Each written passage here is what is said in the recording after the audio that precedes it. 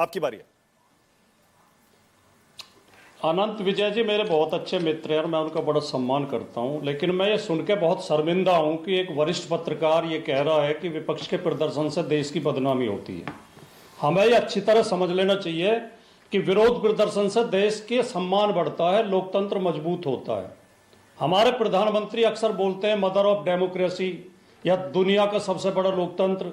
सबसे बड़ा लोकतंत्र हम इसलिए कहे जाते हैं कि हमारी सबसे ज्यादा आबादी है, लेकिन सबसे बड़ा लोकतंत्र होना कोई गौरव की बात नहीं है। गौरव की बात होगी जब हम सबसे महान लोकतंत्र बनेंगे।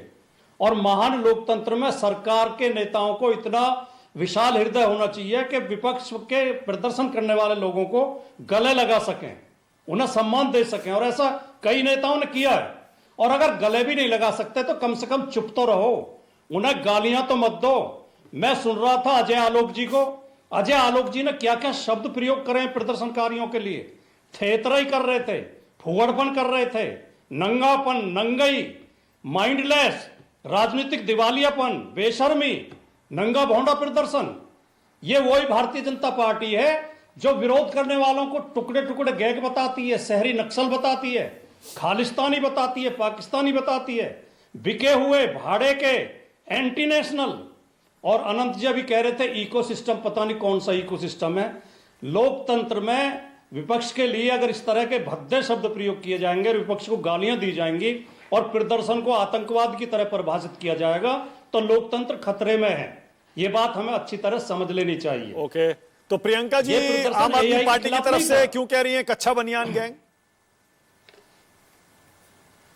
नहीं, वो तो प्रियंका जी बताएंगी, लेकिन मैं कहना यह चाहता हूं कि यह प्रदर्शन जो इस सरकार में फर्जीवाड़ा चल रहा है यह उसके खिलाफ है।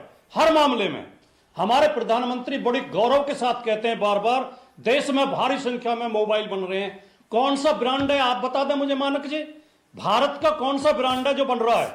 आप असेंबल कर रहे हैं, आप कोरिया के टेलीफोन, चाइनीज टेलीफोन, जापान के टेलीफोन, क्योंकि हमारे यहां लेबर सस्ती है।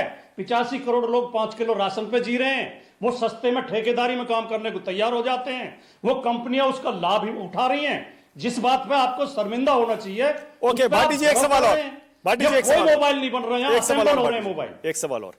अब पवन खेड़ा कांग्रेस पार्टी के बड़े नेता कह रहे हैं राहुल गांधी के खिलाफ ऐसा माहौल बनाया जा रहा है देश में। किरेन रिजिजू बोलते हैं और वही अजय आलोक भी कह रहे थे एंटी नेशनल है, देश की सुरक्षा के लिए खतरा है। उसके बाद करणी सेना का एक कार्यकर्ता बोलता है उनको गोली मार देनी चाहिए। बात है, क्या सही है? क्या आपको भी लगता है माहौल बनाया जा रहा है? मानक जी बहुत ही गंभीर बात है और बहुत ही शर्मिंदगी की बात है। और हिम्मत हो ही नहीं सकती बिना सत्ता के संरक्षण के कि कोई आदमी इस तरह बयान दे दे, मैं वीडियो जारी कर दे कि मैं राहुल विपक्ष के नेता को और 25 सांसदों को गोली मार दूंगा। हिम्मत ही नहीं हो सकती। और आगरा में नहीं देखा आपने एक निर्वाचित सांसद के, समाजवादी पार्टी के सांसद श्री रामजीलाल सुमन जी के घर पे पथराव किया गया। ये सत्ता संरक्षित गुंडे हैं। और जो अभी कह रहे थे कि ये बहुत मतलब खतरा है, राहुल गांधी से खतरा है, राहुल गांधी से खतरा है, ये बात सही है।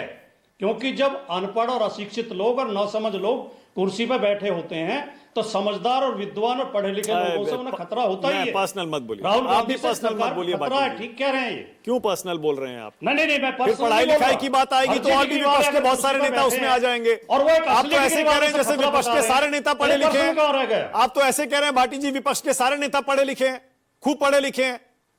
लेकिन कोई विपक्ष के नेता ने अपनी फर्जी डिग्री नहीं दिखाई होगी मानक जी। जो विपक्ष का नेता 8वीं पास है वो गर्व से कहता होगा कि मैं केवल 8वीं तक पढ़ा हूं, मेरे माता पिता मुझे पढ़ा नहीं पाए। अच्छा भाटी जी, एक सवाल और। फर्जी डिग्री छपवा, ठीक है, एक सवाल और भाटी जी, एक सवाल और। आपने अभी कहा कि लोकतंत्र में तो भैया मजबूती होती है जब कोई विपक्ष ऐसा प्रदर्शन करता है तो अच्छा लगेगा जब, क्योंकि यहां तो पूरे दुनिया का मीडिया आया हुआ है, electronic media, print media, content creators. अच्छा लगेगा वो सारे के सारे अपने सोशल मीडिया पे, अपने अखबारों में, अपने टीवी चैनलों पे ये चलाएंगे। ये देखिए हम वहां गए थे समिट कवर करने और वहां ये देखिए शर्टलेस टी शर्ट उतार उतार के प्रदर्शन हो रहे हैं।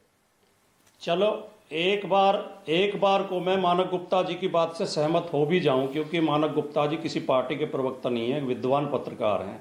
चलो ये प्रदर्शन खराब था, इन्होंने कौन से अच्छे प्रदर्शन को समर्थन किया? किसान आ रहे थे तो उन्होंने नहीं रोका था क्या? उन्हें भी आतंकवादी बता रहे थे। शाहीन बाग में महिलाएं बैठी थी और बिल्कुल अहिंसक आंदोलन था, उन्हें नहीं बता रहे थे कि भाड़े की हैं। और अजय आलोक छोटा सा जवाब, फिर आगे जा रहा हूं। अजय आलोक आपकी बारी है, बोलिए अजय आलोक। आंदोलनजीवी कह रहे थे। अजय आलोक।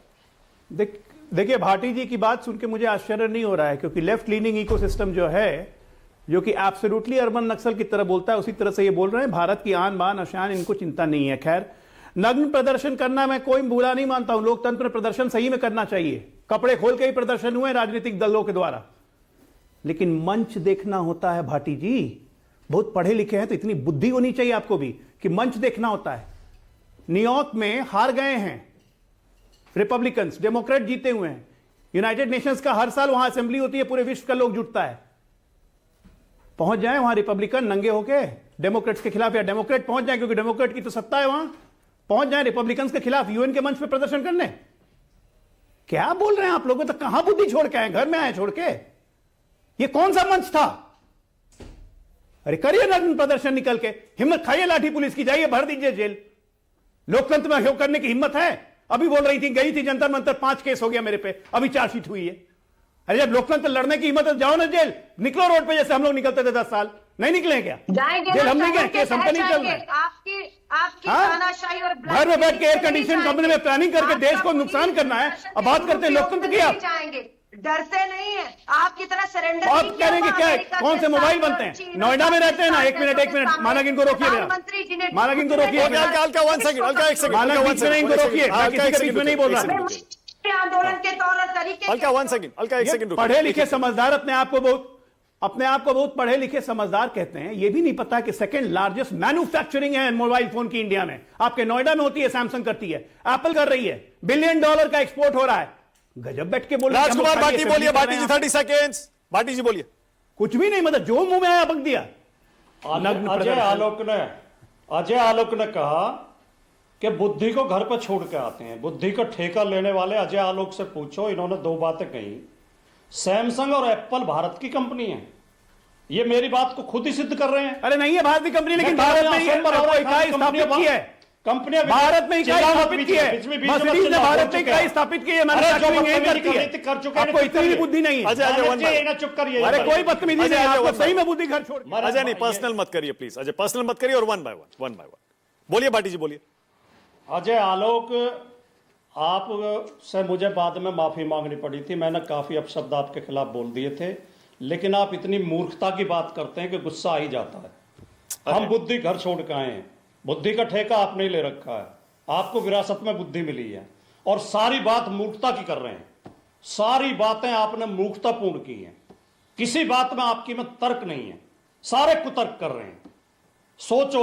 सोचे करो, और जब बाद में इस वीडियो को देखना, लोग क्या सोच रहे होंगे। जो ठीक है, ओके भाटी जी, आपने जवाब दे दिया। कौन मूर्ख आदमी, अब आपने कौन जवाब बुद्धि दे को दिया। घर पे अब मैं आप दोनों से कह रहा हूं, प्लीज पर्सनल मत करिएगा, प्लीज। ओके, पंकज शर्मा को